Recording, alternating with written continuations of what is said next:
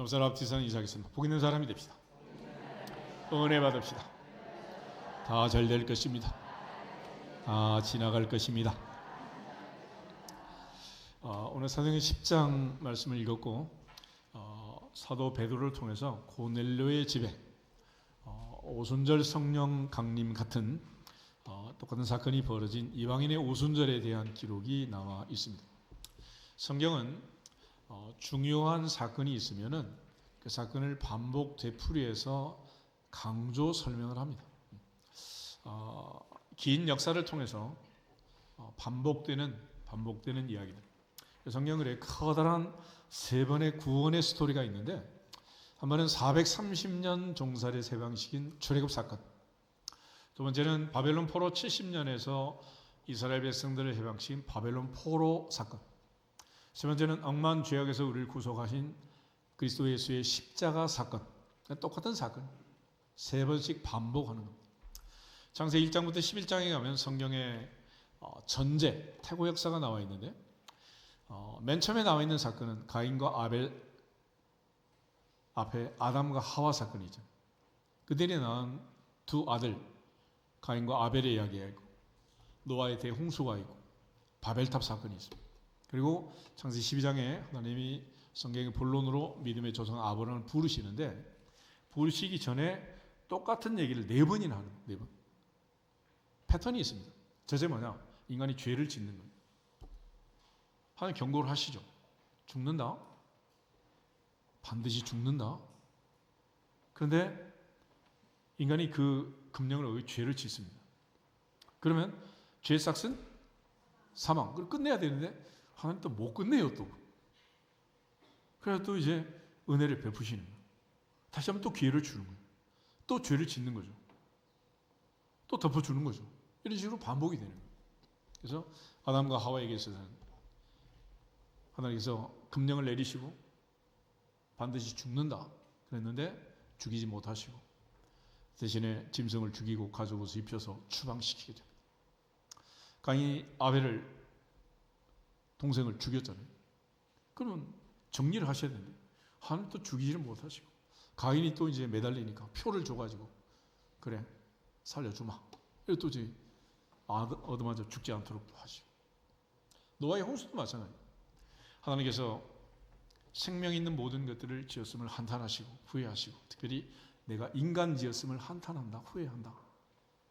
그러면 인간을 정리하시면 될 거 아니에요? 근데 또 노아의 방주를 만들어가지고 8식구 살려주신 거예요. 왜 그렇게 하시냐고 또. 그래가지고 또 그 노아의 씨앗에서 셈, 함, 야벳이 나오고, 또 이렇게 또 이제 죄의 뿌리가 퍼져나가는 거예요.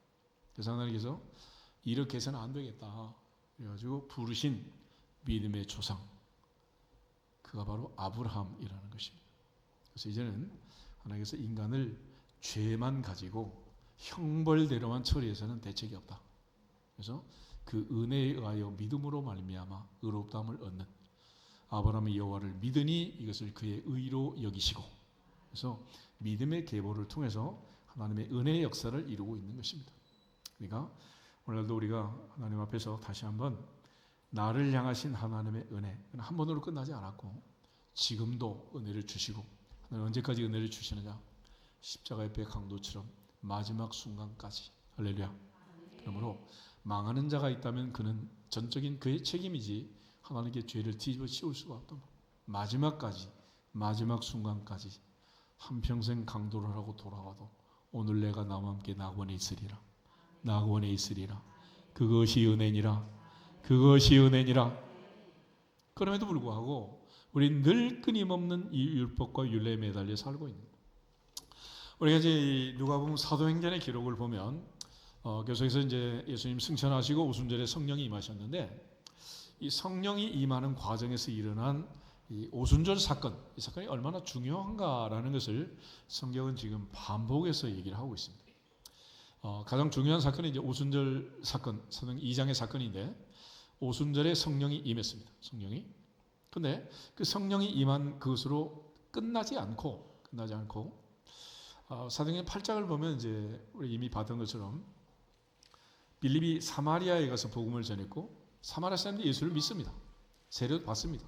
병도 고치고 질병도 떠나가고. 그런데 사도 베드로가 내려가 보니까 아무도 성령 받은 일이 없었어요. 그래서 그곳에 안수하여 사마리아 사람들이 오순절 성령을 받는 사건이 기록이 됩니다. 오늘 이제 사도행 10장도 역시 마찬가지인데 이방인 백부장 고넬료의 집에 베드로가 말씀을 전할 때 성령이 임한 사건이 기록이 되었어요. 그런데 사마리아는 빌립비에 가서 복음을 전하고 예수님의 이름으로 물 세례를 먼저 받았잖아요. 나중에 베드로가 내려가서 성령 세례를 받게 합니다. 그런데 고넬료의 집에는 말씀 듣는 사람이 먼저 성령 세례를 받고 나중에 베드로가 물 세례를 통해서 멤버로 가입을 시키는 거예요. 사도행 19장에 하면 우리가 잘 아는 에베소 12제자 사건이 있는데 그것은 사도 바울과 관련된 물론 사건이지만은 그들은 세례 요한의 세례를 받았고 바울이 전한 복음을 듣고 예수님의 이름으로 세례를 받게 됩니다. 그리고 나중에 가서 바울이 안수할 때 성령 세례를 또 받게 됩니다. 그래서 이러한 그 절차를 보면서 우리 기억할 것은 예수 믿고 구원받고 신앙생활하는 게 무엇인가라는 거예요. 오늘 사도행 10장을 보면 이 고넬료라는 사람을 소개할 때 이렇게 소개합니다. 그의 직업은 군인이었습니다. 군인. 성경에서 제일 믿음이 좋은 직군 중에 하나가 이 군인이라는 직업인데 마태복음 8장에 보면 예수님께서 백부장을 칭찬할 때 백부장이 칭찬받기 전에 주님께 하는 말이 있었어요. 나는 직업이 군인입니다. 내 위에 천부장, 내 밑에 50부장, 10부장이 있지만은 나는 주님처럼 왔다 갔다 하지 않습니다. 말씀만 하십시오. 내 하인이 나을 줄 믿습니다. 그러니까 모든 시스템 자체가 명령 체계로 작동한다는 것을 백부장이 고백을 했고 주님이 그 사실을 깜짝 놀란 거예요. 천지 창조부터 마지막 구원의 역사, 모든 질병이 떠나가고 고침을 받는 역사에는 명령 체계가 있느니라. 하나님 말씀의 명령에 순종하는 거예요. 순종. 그래서 어떤 바이러스도 세균도 호렙산의 반석도 무화과나무도 바람과 바다도 말씀 한마디에 잠잠할지어다. 잠잠할지어다. 순종하는 거예요. 그런데 귓구멍이 2개인 사람만 말을 듣고도 순종하지 않는 거예요. 그 외에는 천하 만물은 다 순종하게 되어 있습니다. 그래서 이 더운 여름이 가면 올해도 분명히 가을이 올 줄로 믿습니다. 설악산 내장단 단풍도 들 줄로 믿습니다. 봄으로 가는 건 아니잖아. 그러니까 이러한 모든 삶이 이제 이루어지게 된 건데 이 백부장의 이 믿음, 그 믿음을 보면 2절에 그는 경건했다.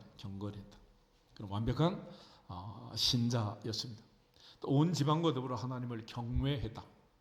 우리 솔로몬의 개념으로 보면 하나님을 경외하는 것이 지혜의 근본, 지식의 근본. 그래서 하나님을 두려워하고 경외하는 지혜로운 사람이었다라는 것입니다. 동시에 그는 백성을 많이 구제했습니다. 보통 우리가 샐러리라는 말은 샐러리 말은 옛날 군인들은 이제 솔트, 소금을 가지고 이제 월급을 줬기 때문에 거기서 나온 어원을 가지고 있는데 이 백부장은 정기적으로 나온 자기의 월급을 가지고 또 많은 사람을 구제하고 그렇게 했던 사람이었고 또 그는 항상 하나님께 기도했고 그리고 하루는 제9시쯤에 환상 중에 천사가 나타났다 그랬는데 그는 유대인도 아니면서 제3시, 제6시, 제9시 기도 시간을 지키고 있었다. 그러니까 이 정도로 신앙생활하면 몇 점짜리입니까? 100점 만점에 한 5만 점 되지 않겠어요? 더 이상 이 사람한테 필요한 게 뭐가 있겠어요? 그런데 천사가 와서 부탁을 합니다. 베드로 신방받아라. 베드로 신방받아라. 왜 그랬겠어요? 여기 지금 비밀이 있는 거예요. 그래서 이 베드로의 신방을 받으라 그럴 때 베드로는 그냥 베드로가 아니고 지금 사도행전 10장의 베드로를 얘기하는데 베드로가 언제 맨 처음에 등장하느냐? 누가복음 5장 한번 찾아보세요. 누가복음 5장. 누가복음 5장.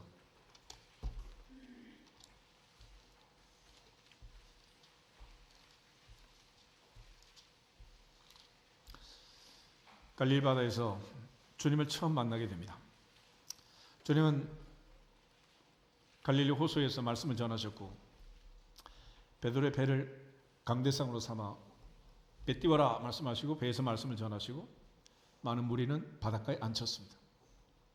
베드로는 꼼짝없이 말씀을 들을 수밖에 없었고 밤이 야맞도록 수고하여 얻은 것이 없었지만은 그는 말씀을 외면할 수 없는 자리에 앉아 있었죠. 말씀 마치고 깊은 데서 그물을 내려라 그랬다. 그럴 때 그는 다시 한번 선생님, 우리가 밤이 새도록 수고했을 때 잡은 것이 없지만은 말씀에 의지하여 그물을 내리겠습니다. 이렇게 순종하고 그물이 찢어지는 체험을 하게 됩니다. 그럴 때 그는 놀라운 고백을 하게 돼요. 주여 나를 떠나소서 나는 죄인이로소이다. 아니 고기가 찢어지게 잡혔는데 무슨 죄인이라고. 시골 가서 농사 짓는 사람들 얘기하면 그러잖아요. 우리 농사 지은 죄밖에 없습니다. 왜 무슨 죄를 지었냐고. 문제는 베드로에게 이런 놀라운 깨달음이 왔고 주님께서 그에게 말씀하셨어요. 무서워하지 말라. 이제부터는 고기 잡는 어부가 아니라 사람 낚는 어부가 될 것이다. 내가 사람을 취하리라. 할렐루야. 그래서 베드로의 인생의 터닝포인트는 주님의 만남이었습니다. 이렇게 주님은 베드로를 만나셨고 베드로는 주님을 만난 거예요. 그냥 만난 게 아니라 말씀을 통해서. 할렐루야. 오늘도 우리가 말씀 안에서 만남이 있기를 주님의 이름으로 축복합니다. 그러므로 말씀을 통해서 만나게 되면 한 번을 만나든 10번을 만나든 문제가 없는 거예요. 그렇지만 말씀을 통하지 않고 사람과 사람이 그저 카드만 긋고 커피 마시면 아무 의미가 없는 거예요. 그런 만남이 무슨 의미가 있겠어요. 우리가 주 안에서 그리스도 안에서 진정한 말씀 안에서의 만남이 있기를 주 이름으로 축복합니다. 그래서 성도의 교제의 특징은 뭐냐면 주 안에서 말씀 안에서 교회 안에서 하나님 중심 말씀 교회 중심으로 만나는 것입니다. 아멘. 오늘 내가 좀 경계선을 그어야 될 필요가 있어서 얘기를 하겠습니다. 일부 때도 얘기했는데 따라하겠습니다. 교제는 교회 안에서 합시다. 전도는 교회 밖에서 합시다. 그리고 나를 만나고 싶은 사람이 있으면 이렇게 말씀하시네. 나를 만나려면 교회로 오십시오. 따라서 해봐요. 이전에 등록하고 나간 사람들도 나를 만나려면 어떻게 하라고? 교회로 와서 다시 등록을 하시라. 그래야지. 교회 밖에 나가가지고 아무 의미 없이 그런 만남 더 이상 금지하겠습니다. 만나시면 안 됩니다. 그리고 모든 만남은 광고를 하고 정상적으로 자유롭게 행복하게 할렐루야 그렇게 만나셔야지. 10년 20년 전에 생각하던 그게 뭐 아메이가 어떻다고 더 이상 그렇게 하시면 안 됩니다. 주 안에서 그리스도 안에서 아멘. 말씀 안에서 만나야지. 오늘 들은 말씀을 가지고 만나야지. 30년 전에 얘기를 하면 무슨 의미가 있겠단 말이에요. 오늘 주신 햅쌀로 진 새밥을 먹고 얘기를 해야지. 옛날 누룽지 사탕 먹던 얘기를 하면 무슨 의미가 있겠어요. 아멘. 다시 한번 정리하겠습니다. 교회 안에서 만납시다. 교회 밖에서 전도합시다. 나를 만나려면 교회로 오세요. 아멘.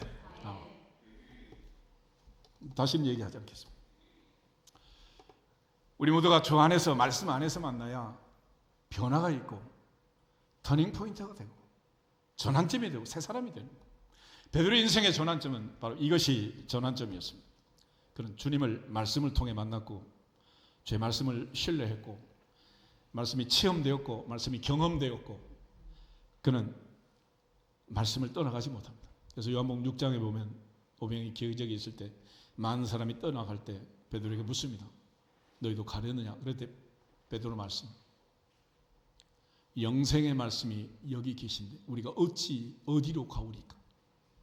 말씀의 은혜를 받으면 갈 수가 없는 거예요. 말씀이 길이 되고 등이 되고 빛이 되면 어디를 가겠습니까? 하나님의 은혜 안에서 말씀 중심으로 하나님 중심으로 교회 중심으로 신앙의 중심이 흔들리지 않기를 주님의 이름으로 축복합니다. 이러한 베드로에게 있어서 주님 만나던 그때부터 주님의 제자가 됩니다. 그리고 누가복음 9장을 한번 더 보겠습니다. 9장을 보면 빌립보 가이사랴에서 나타난 16장과 똑같은 사건이 기록이 되어 있는데 그중에 18절에서 20절을 같이 보겠습니다. 18절 예수께서 따로 기도하실 때 제자들이 주와 함께 있더니 물어 이르시되 무리가 나를 누구라고 하느냐? 대답하여 이르되 세례 요한이라 하고 더러는 엘리야라 더러는 옛 선지자 중에 한 사람이 살아났다 하나이다. 예수께서 이르시되 너희는 나를 누구라 하느냐? 베드로가 대답하여 이르되 하나님의 그리스도시니이다 하니. 아멘. 저는 그리스도시요 살아계신 하나님의 아들이십니다. 바요나 시몬아 내가 복이 있도다. 그러나 잠시 잠깐 착하게 했을 때 사탄아 내 뒤로 물러가라. 너는 하나님의 일을 생각하지 않고 사람의 일을 생각하는도다. 우리 모두가 다 갈팡질팡 자충우동한 이 베드로. 그러나 그는 항상 주님 곁에서 3년의 공생애를 보냅니다. 그리고 주님께서 그에게 경고의 말씀을 주셨어요. 누가복음 21장 한번 찾아보겠습니다. 22장 보면 31절부터 34절에 이제 주님께서 마지막 경고의 말씀들을 주고 계시는데 31절 34절 보겠습니다. 31절 시몬아 시몬아 보라 사탄이 너희를 밀 까부르듯 하려고 요구하였으나 그러나 내가 너를 위하여 내 믿음이 떨어지지 않기를 기도하였노니 너는 돌이킨 후에 내 형제를 굳게 하라. 그가 말하되 주여 내가 주와 함께 오게도 죽는데도 가기를 각오하였나이다. 이르시되 베드로야 내가 내게 말하노니 오늘 닭 울기 전에 내가 3번 나를 모른다고 부인하리라 하시니라. 아멘. 그렇지만 베드로는 큰 소리 치면서 죽는데도 오게도 가겠다고 다짐을 합니다. 그러나 그는 결국은 넘어지고 말았는데 54절 보겠습니다. 예수를 잡아 끌고 대제사장의 집으로 들어갈새 베드로가 멀찍이 따라가니라. 어떻게 해요? 멀찍이. 이것이 그의 문제였습니다. 아이들이 공부 잘하는 애들이 공부를 못하게 되는 현상 중에 하나는 아마한테 밥 일찍 해달라고 그러고 아침 일찍 출근 학교 가가지고 앞자리에 앉던 애가 한 자리 뒷자리에 앉아가지고 뒤에 있는 일진들하고 멀찍이 앉기 시작하면 끝난 거죠. 항상 가까이, 한 걸음 더 가까이. 할렐루야. 멀어지면 멀찍이. 안 따라갈 수도 없고 따라갈 수도 없고 모른 척할 수도 없고 궁금하기도 하고 이상한 이런 태도, 멀찍이. 이것이 결국은 베드로 인생을 또 한 번 뒤집어 엎는 사건이 되고 만 거예요. 그렇게 베드로는 주님을 멀찍이 따라가다가 61절에 보면 주께서 돌이켜 베드로를 보셨다. 고개를 들어요. 그리고 날 봐요. 눈동자가 반짝 부딪히면 누구만 안다? 베드로는 안다. 주님도 안다. 봤잖아요. 내가 3번씩 부인하는 거 주님 보셨고 저 앞에서 내가 그렇게 연약하고 미련하고 바보라는 것을 드러내고 이렇게 넘어지는 자기의 모습을 스스로 깨달은 거 아니겠어요? 61절 62절 다시 보겠습니다. 주께서 돌이켜 베드로를 보시니 베드로가 주의 말씀 곧 오늘 닭 울기 전에 내가 3번 나를 부인하리라 하심이 생각나서 밖에 나가서 심히 통곡하니라. 아멘. 그러나 이 통곡은 그의 완전한 변화가 아니었습니다. 우리가 잘 아는 것처럼 요한복음 21장에 가면 갈릴리 바다로 그는 7 제자와 함께 컴백을 했고 고기잡이 옛날 직업을 다시 회복하기를 원했고 갈릴리에 살기를 원했습니다. 주님 그 새벽 다시 찾아가서 조반을 찢고 떡도 굽고 생선도 굽고 해가지고 먹이시면서 요한의 아들 시몬아 내가 나를 사랑하느냐 다시 그에게 물으셨어요. 베드로에게 계속해서 말씀하시는 것은 하나의 포인트가 있는데 그의 사명감입니다. 사명감. 넌 지금 고기잡이하고 살 사람이냐 사람 낚는 어부가 될 사람이냐. 저는 맨 처음 만났을 때부터 그 사명감을 주셨는데 베드로는 늘 고기잡이 하기를 원하는. 그 고기는 잡고 말년에 편안하게 은퇴하고 살기를 원하는 거죠. 그렇지만 주님께서는 늘 이 베드로에게 사람 낚는 어부. 주님은 이 베드로를 변화시키기 위해서 베드로 한 사람을 변화시키기 위해서 그 많은 공을 들이시고 공생의 3년을 보내셨습니다. 그리고 그 베드로에게 계속해서 말씀하시는 거예요. 마지막 승천 전에 주님께서 다시 베드로에게 누가복음 24장 한번 보겠습니다. 누가복음 24장 48절 49절 너희는 이 모든 일의 증인이라. 볼지어다 내가 내 아버지께서 약속하신 것을 너희에게 보내리니 너희는 위로부터 능력으로 입혀질 때까지 이 성에 머물라 하시니라. 아멘. 아버지 약속하신 것이 있다.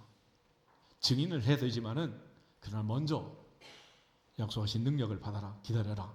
능력으로 입혀질 때까지 기다려라. 기다려라.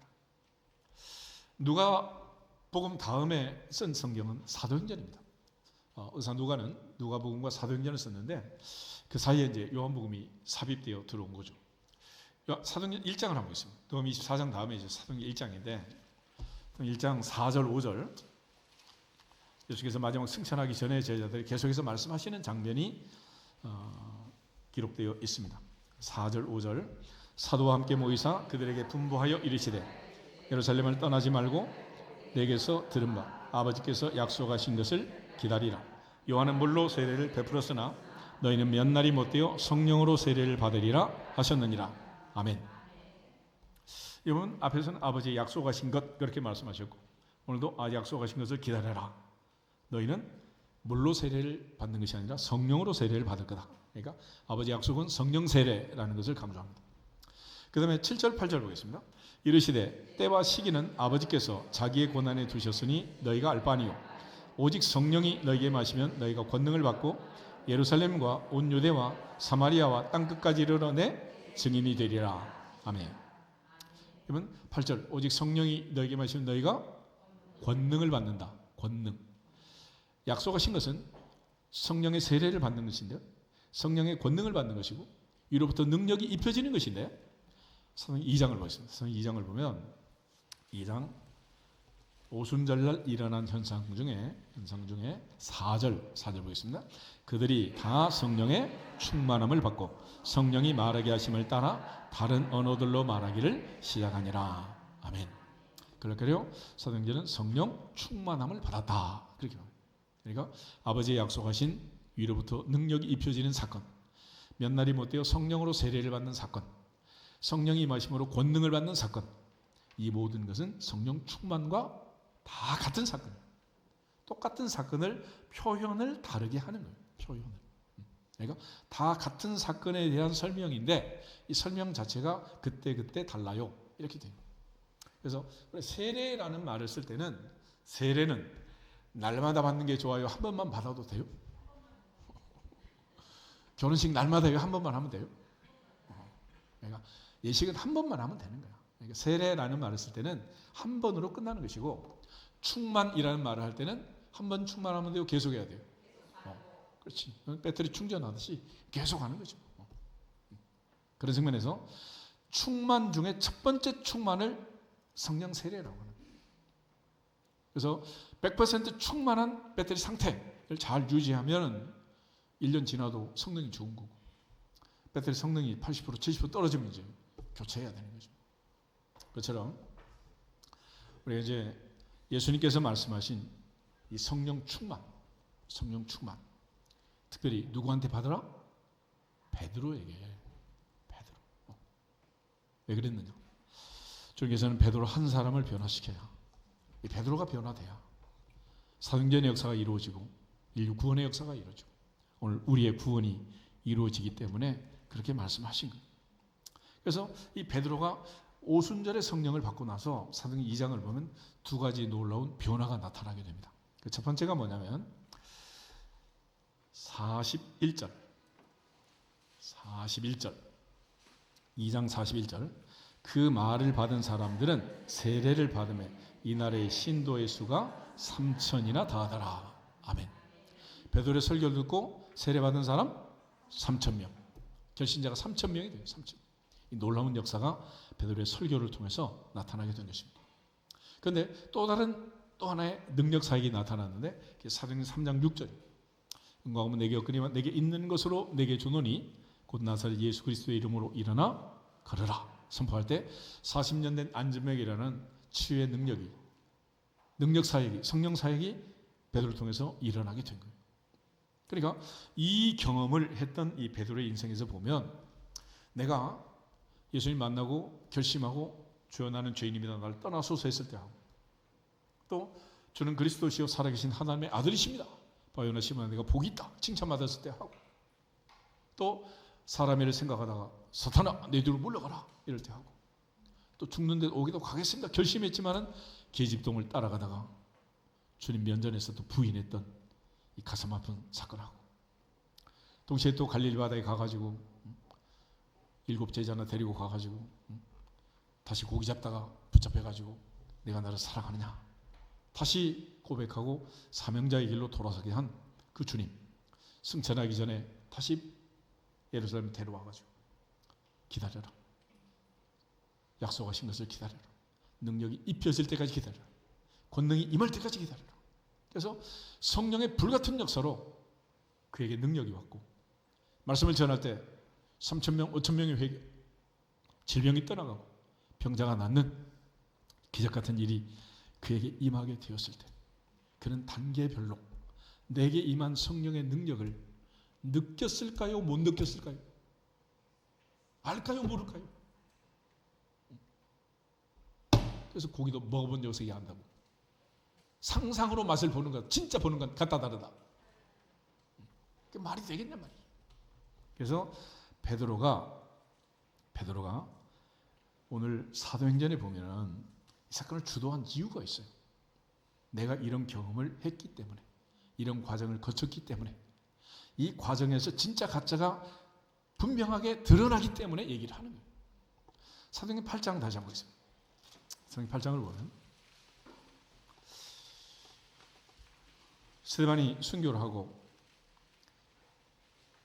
예루살렘에 큰 박해가 오게 됩니다. 그리고 빌립이 전도를 하는데 사마리아에 가서 전도를 했어요. 4절에서 8절 한번 보겠습니다. 그 흩어진 사람들이 두루 다니며 복음의 말씀을 전할세 빌립이 사마리아 성에 내려가 그리스도를 백성에게 전파하니 무리가 빌립의 말도 듣고 행하는 표적도 보고 한 마음으로 그가 하는 말을 따르더라. 많은 사람에게 붙었던 더러운 귀신들이 크게 소리를 지르며 나가고 또 많은 중풍 병자와 못 걷는 사람이 나으니 그 성에 큰 기쁨이 있더라. 아멘. 이 정도 되면 사마리아는 성령 충만하다 하지 않겠어요? 이 정도 되면 완벽한 교회 아닙니까? 이보다 더 충만한 교회가 뭐 오늘날 찾아보라 그래 있겠어요? 그러고 나서 12절, 13절 들어보겠습니다. 빌립이 하나님의 나라와 및 예수 그리스도의 이름에 관하여 전도함을 그들이 믿고 남녀가 다 세례를 받으니 시몬도 믿고 세례를 받은 후에 전심으로 빌립을 따라다니며 그 나타나는 표적과 큰 능력을 보고 놀라니라. 아멘. 빌립의 사마리아 전도는 이 정도면 성공적이다 할 수 있지 않겠어요? 그런데 문제는 베드로가 내려가서 보니 문제가 있었다. 그게 바로 성령이 오시지 않아요. 성령. 14절부터 17절을 보겠습니다. 예루살렘에 있는 사도들이 사마리아도 하나님의 말씀을 받았다 함을 듣고 베드로와 요한을 보내매 그들이 내려가서 그들을 위하여 성령 받기를 기도하니 이는 아직 한 사람에게도 성령 내리신 일이 없고 오직 주 예수의 이름으로 세례만 받을 뿐이더라. 이에 두 사도가 그들에게 안수함에 성령을 받는지라. 아멘. 베드로가 어떻게 알았느냐? 자, 체험한 거죠. 그러니까 예수 믿고 구원받고 세례받고 다 좋은데 진짜 성령을 받으려면 그렇게 받는 게 아니라는 거예요. 베드로가 받았잖아요. 그래서 아는 거예요. 하나님 앞에서 그냥 받은 척하고 받았다고 하자. 이 정도면 됐다 넘어가는 게 아니에요. 그런 차원에서 오늘 사도 베드로는 사마리아에 가서 그들에게 정말 중요한 물 세례 받고 다 끝났지만은 성령 세례 받아야 한다라는 것을 강조했고 그들에게 안수해서 성령 세례를 받도록 한 줄로 믿습니다. 이게 중요한. 사도행 19장을 한번 더 보겠습니다. 사도행 19장을 보면 사도 바울도 마찬가지 사역을 하게 되는데 그가 12사람쯤 되는 제자를 에베소에서 만나게 됩니다. 1절에서 7절 말씀 같이 한번 읽겠습니다. 아볼로가 고린도에 있을 때 바울이 윗지방으로 다녀 에베소에 와서 어떤 제자들을 만나 이르되 너희가 믿을 때 성령을 받았느냐? 이르되 아니라 우리는 성령이 계심도 듣지 못하였노라. 바울이 이르되 그러면 너희가 무슨 세례를 받았느냐? 대답하되 요한의 세례니라. 바울이 이르되 요한이 회개의 세례를 베풀며 백성에게 말하되 내 뒤에 오시는 이를 믿으라 하였으니 이는 곧 예수라 하거늘 그들이 듣고 주 예수의 이름으로 세례를 받으니 바울이 그들에게 안수하매 성령이 그들에게 임하심으로 방언도 하고 예언도 하니 모두 12사람쯤 되니라. 아멘. 이 사람들은 세 번의 세례를 받습니다. 첫째, 세례 요한의 세례, 회개의 세례. 예수님이 오시기 전, 등장하기 전 예수님을 영접하는 회개의 세례, 요한의 세례를 받았다는. 그래서 내 뒤에 오시는 이는 나보다 능력이 많으시니 그는 불과 성령으로 세례를 주실 것이다. 선포한 그분이 예수다. 그래서 예수님의 이름의 세례를 두 번째로 받습니다. 물 세례를 받은 거예요. 그러고 나서 바울이 그래도 성령이 임하지 않자 6절 바울이 안수함에 드디어 누가 임했다? 성령이 임했다. 그래서 이 사람들은 요한의 세례를 받고 물 세례를 받고 마지막에 성령 세례를 받은 거예요. 성령 세례. 근데 사도행전에 있는 사마리아 사람도 역시 마찬가지. 빌립의 전도를 통해서 예수님의 이름으로 세례를 받고 나중에 베드로와 요한이 내려가서 안수할 때 성령 세례를 나중에 받은 거예요. 그런데 오늘 이제 고넬료의 집에서 일어난 이 사건은 반대예요. 지금 사도행 10장을 다시 보시면 이제 이 이방인 백부장 고넬료 그런 경건했고 하루 3번씩 기도했고 많은 구제를 했고 그 기도와 구제가 하나님께 상달되었고 그런데 한 가지 모자란 게 있다. 요바에 있는 베드로 시몬의 신방을 받아라 그랬어요. 왜 그랬느냐? 베드로가 들어가서 물었어요. 왜 불렀느냐라는 거예요. 28절, 29절 두 절 한번 읽어보겠습니다. 28절 이르되 유대인으로서 이방인과 교제하며 가까이 하는 것이 위법인 줄은 너희도 알거니와 하나님께서 내게 지시하사 아무도 속되다 하거나 깨끗하지 않다 하지 말라 하시기로 부름을 사양하지 아니하고 왔노라. 묻노니 무슨 일로 나를 불렀느냐. 아멘. 지금 이 베드로의 이야기를 보면 베드로가 정상적으로 평소에 아무 정보가 없으면 고넬료를 신방할 일은 있다 없다. 그런 일은 절대로 있을 수가 없는. 일어날 수도 없고 일어나서도 안 되고 왜냐하면 당시 법으로는 위법이라. 불법이야. 법적으로 안 되는 일이야. 유대인과 이방인이 교제하는 것, 가까이 하는 것, 같이 밥 먹는 것, 얼굴 쳐다보는 것, 이건 악수하는 것, 말도 안 된다는 거야. 그런데 왜 불렀냐? 그럴 때 부르고 싶어서 부른 게 아니고 천사가 기도 시간에 와가지고 당신 신방 받으라 그랬다. 그런데 당신이 왔으니 정말 감사하다. 그래서 33절 보겠습니다. 내가 곧 당신에게 사람을 보내었는데 오셨으니 잘하였나이다. 이제 우리는 주께서 당신에게 명하신 모든 것을 듣고자 하여 다 하나님 앞에 있나이다. 아멘. 이게 고넬료의 신앙의 자세, 신방받는 자세였어요. 베드로는 지금 말씀을 전하기 위해서 그 집에 간 것도 아니고 왜 불렀냐고 물었더니 고넬료가 하는 말은 우리는 당신을 통해서 우리에게 주시는 하나님 말씀을 들으려고 다 어디 있습니다? 하나님 앞에 있습니다. 하나님 앞에 있습니다. 언제든지 말씀을 듣는 예배자의 자세는 고넬료의 자세가 가장 모범적인 자세인 줄로 믿습니다. 이 자세가 중요한 거예요. 그러니까 누가 말씀을 전하든지 그 말씀을 주신 그 하나님의 말씀을 듣기 위해서 하나님 앞에 있습니다. 그때 하나님께서 베드로에게 그야말로 임팩을 주셔서 깨달음을 주셔서 이방 성교의 문이 활짝 열리는 사건이 있어요. 그게 바로 34절 35절이 같이 읽겠습니다. 베드로가 입을 열어 말하되 내가 참으로 하나님은 사람의 외모를 보지 아니하시고 각 나라 중 하나님을 경외하며 의를 행하는 사람은 다 받으시는 줄 깨달았도다. 아멘. 베드로의 깨달음이 이방 선교의 문을 열고 이방인의 오순절을 주도하는 계기를 만든 것입니다. 하나님의 은혜 안에서 우리 모두가 이목구비가 열려지는 영적 깨달음이 임하기를 주님의 이름으로 축복합니다. 눈이 있어도 보지 못하고 귀가 있어도 듣지 못하고 마음으로 깨닫지 못하면 아무리 하나님이 은혜를 주시려고 해도 받을 수가 없는 거예요. 그래서 원하는 자로 말미암도 아니고 다른 박질 하는 자로 말미암도 아니고 오직 하나님께로부터 난 자, 하나님의 은혜 받은 자, 하나님의 은혜 주시는 자만 깨달을 수 있느니라. 그래서 사도 베드로는 이 놀라운 깨달음을 가지고 말씀을 전하게 되었습니다. 그래서 44절부터 드디어 이제 이 베드로의 깨달음을 통해서 하나님께서 이방인의 오순절을 주도하게 돼요. 그러니까 고넬레 집의 사건이 먼저가 아니에요. 베드로를 변화시키고 베드로를 깨닫게 하시고 베드로를 통해서 역사하시는 그 하나님의 놀라운 은혜가 드디어 이제 완성되는 자리, 이게 바로 이방인의 오순절입니다.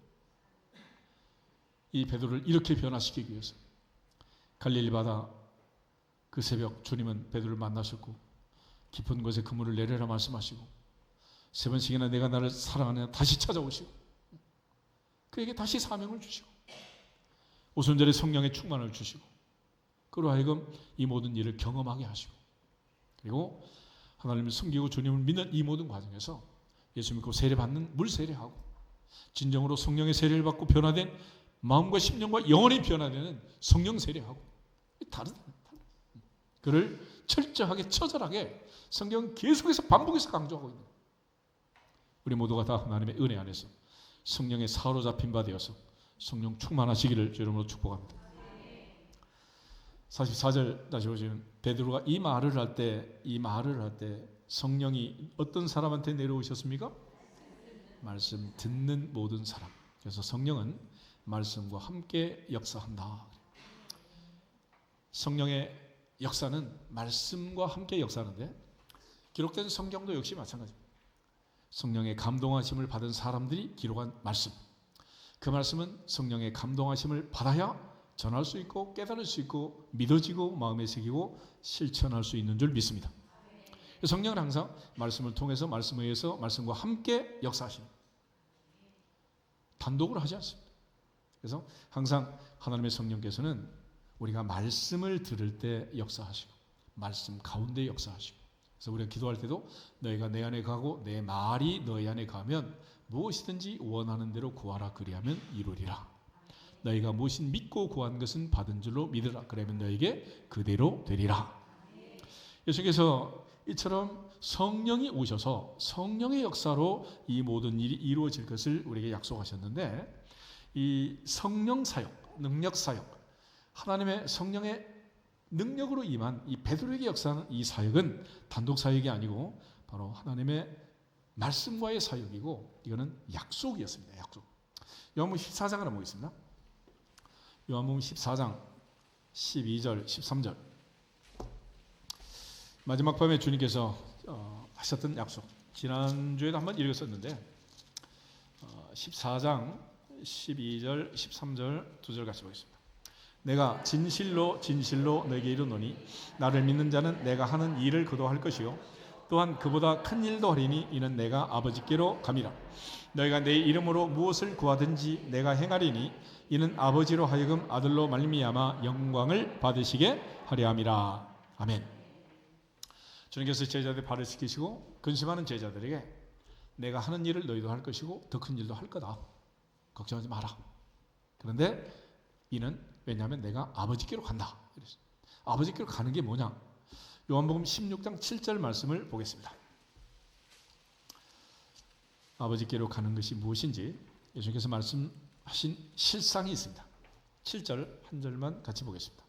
그러나 내가 너희에게 실상을 말하노니 내가 떠나가는 것이 너희에게 유익이라. 내가 떠나가지 아니하면 보혜사가 너희에게로 오시지 아니할 것이요 가면 내가 그를 너희에게로 보내리니. 아멘. 주님이 떠나가심으로 우리에게 누가 오신다? 보혜사가 오신다. 그 보혜사의 능력으로 우리는 주님이 하신 일을 하고 더 큰 일도 할 수 있느니라. 이것이 바로 성령 사역, 능력 사역의 비결. 그런 차원에서 사도 베드로를 통해서 주님께서 이 능력 사역, 보혜사 성령이 함께 하시는 사역을 하시게 합니다. 우리가 이 보혜사라는 말을 헬라로 파라클레토스. 파라라는 말을 우리가 보이지 않게 쓰고 있습니다. 파라솔 뭐 하는 거예요? 햇빛막에. 파라라는 말, 곁에, 사이드, 주변 이런 얘기. 그래서 성교단체들 보통 이제 파라추치라는 말을 쓰는데 보통 이제 곁에 있는 자, 곁에서 도와주고 곁에 항상 함께 있는 사람, 이제 보혜사, 파라클레토스라고. 그래서 이제 성령을 보혜사라고 이제 한자로 멋지게 번역을 했지만은 의미적으로 보면 한 4가지로 해석을 할 수 있습니다. 첫째는 헬퍼, 파라클레토스는 돕는 자입니다. 로마서 8장 26절 17절에 가면 성령은 우리의 연약함을 도우신다. 우리가 친히 빌 바를 알지 못하지만 말할 수 없는 탄식으로 이를 간구하시면서 우리의 연약함을 도와주신다. 이분이 바로 파라클레토스. 그러니까 기도할 때 나 혼자 원고서가 소리 지른다고 되는 게 아니고 성령이 이끄시는 깊은 기도가 되기를 축복합니다. 성령의 이끌리심을 받아야 돼요. 파라클레토스. 그 다음에 또 하나는 위로자라는 거예요. 위로자. 이사야 4장에 하면 내 백성을 위로하라. 너희는 내 백성을 위로하라. 고린도서 1장에 하면 사도 바울은 하나님께서 우리에게 위로하는 직책을 주셨다. 환난 중에도 고난 중에도 우리를 위로하신 것은 또 다른 사람을 뭐하라고? 위로하라는 것이다. 그러므로 하나님이 내게 주시는 위로함으로 위로를 받고 또 다른 사람을 위로할 수 있기를 축복합니다. 그래서 컴포터, 위로자. 파라클레토스는 위로자. 우리가 예배를 드리고 하나님의 성령이 내 안에 역사하시면 말씀은 듣는 동안 하나님의 성령이 내 마음을 심령을 만져주시고 위로해 주시는 은혜가 임하기를 축복합니다. 그 다음에 세 번째로는 이제 카운슬러, 상담자라는 말이 있습니다. 성령은 찾아오셔서 한 사람 한 사람 몽학 선생이 되어서 내게 주시는 말씀을 듣도록 이목구비를 열어주시는 거예요. 그러니까 집단적으로 우리가 말씀을 듣지만은 이 시간 한 사람 한 사람 하나님의 성령이 역사하는 사람은 기가 막히게 내게 주시는 음성이 들리기 시작한다. 그러고 나서 김 집사님 목사님한테 보고했나? 왜 내 얘기만 하지? 이럴 정도로 성령은 지금 누구한테 얘기하시는 거예요? 그게 바로 카운슬러 역할을 하시는 성령께서. 그러니까 성령이 카운슬러를 하면 은혜를 받는 거고 성령이 카운슬러를 못하고 거기서 부딪히면 시험에 드는 거예요. 그러니까 항상 말씀을 들을 때는 성령의 역사가, 성령의 임재가 충만해야 하느니라. 이게 없으면 안 되는 거죠. 그래서 하나님의 은혜 안에서 우리 모두가 다 이목구비가 열려지고 주님의 음성을 들을 수 있기를 축복합니다. 마지막 네 번째는 대언자라는 거예요. 대언자. 요한 1서 2장 1절 한번 찾아보시죠. 요한 1서 2장 1절에 보면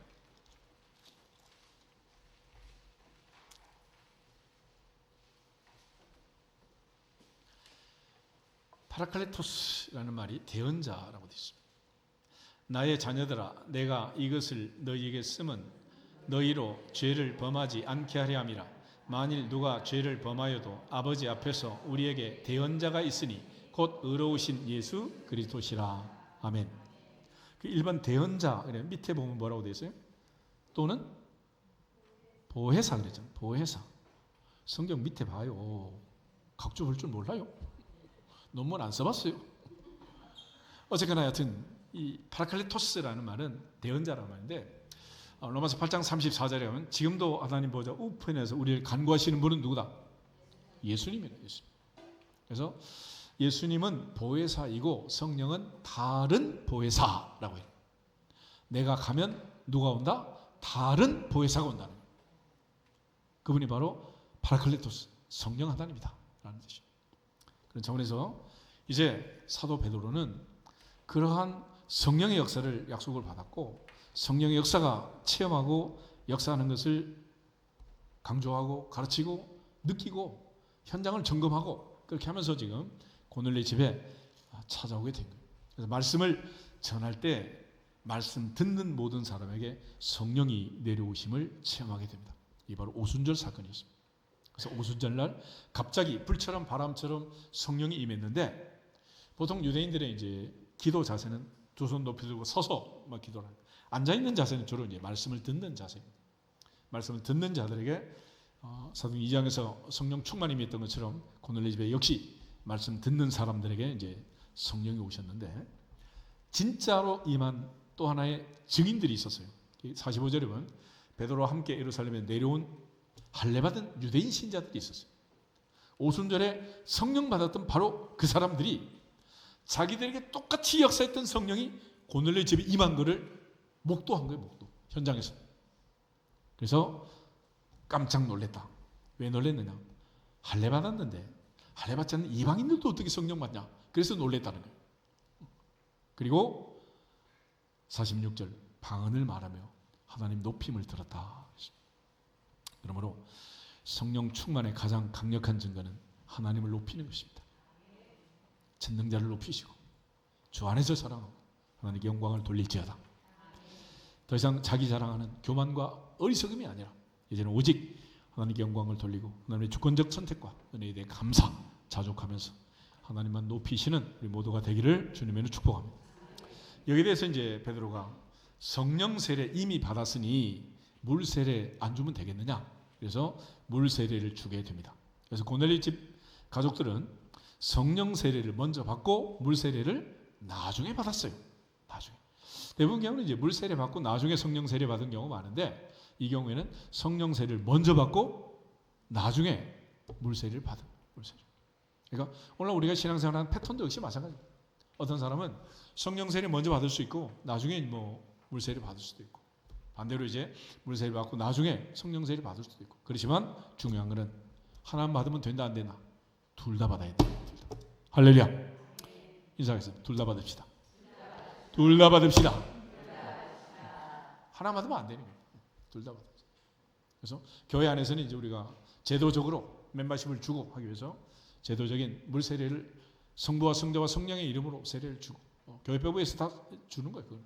그렇지만 더 중요한 것은 내 뒤에 오시는 분은 성령으로 세례를 주신다. 요한은 물로 세례를 베풀었으나 너희는 성령으로 세례를 받으리라. 할렐루야. 예수님이 약속하신 성령 세례 아니겠어요?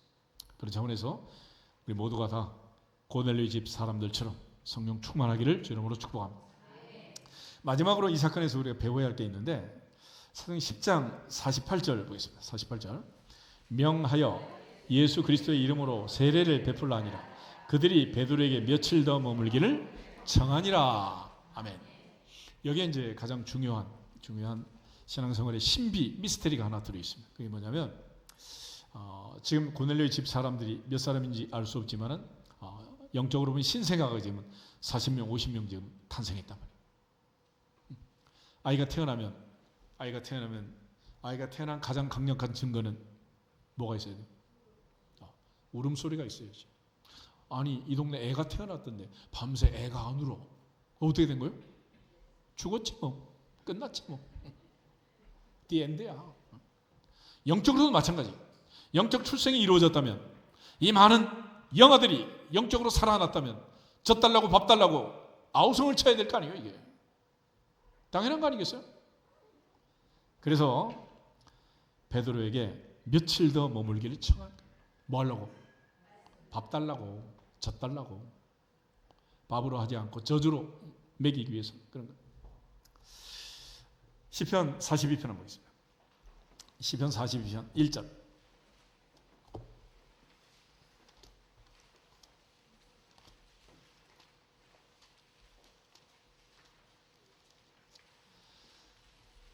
시편 42편 1절 한 절만 같이 읽겠습니다. 하나님이여 사슴이 시냇물 찾기에 갈급함 같이 내 영혼이 주를 찾기에 갈급하나이다. 아멘.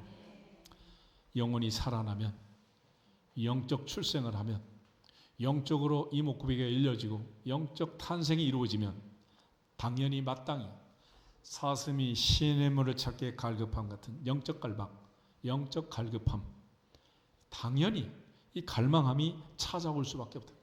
그러니까 은혜를 받고 구원받고 예수 믿고 뭐 별짓 다 했다는데 말씀에 대한 사모함이 없고 빵카페만 가자 그러면 뭐야? 그건 가짜지 뭐. 죽은 거지 뭐. 무슨 의미가 있어요? 아무 의미가 없는 거예요. 아모스 8장 뭐 있습니다. 구약성경 아모스 8장 11절 아모스 8장 11절